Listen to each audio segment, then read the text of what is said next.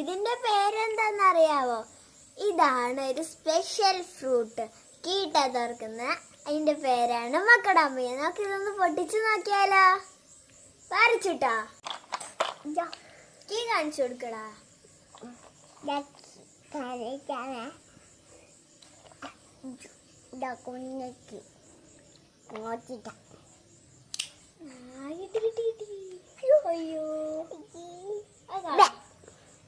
ഇതാണ് ഇതിന്റെ ഒരു കുഞ്ഞങ്കി.